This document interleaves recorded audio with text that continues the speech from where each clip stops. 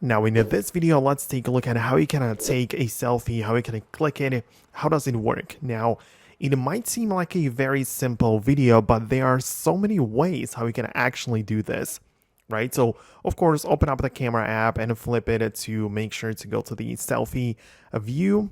And of course, the main option is to use the shutter button. So you can tap it once, or you can hold down on it and it's going to start recording a video. So that is the most simple approach. Outside of that, what you can also do is to use the volume buttons on the side. So you can use it like that. It doesn't matter if you click the upper or lower volume, it's gonna take the selfie regardless.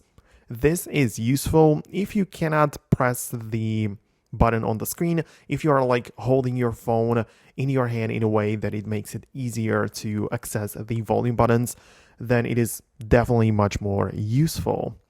So that is the main option. Of course, what you can do is to have an extension of that. Like if you have the wired earphones from Apple, but even from other companies, you can connect it to your phone and similarly use the volume up and volume down buttons on the actual headphones, right? On the cable to take the selfie.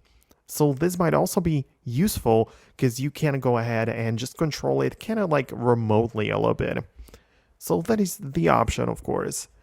Plus, you have another possibility in case you have the Apple Watch to use the camera app of the watch to access the phone's camera remotely. So this is useful if you set up your phone on a tripod and you just want to like, I don't know, take a selfie from a distance or something. You can use the actual camera app on the watch to position yourself in the shot properly and then just capture the photo from the actual watch. So that's another approach.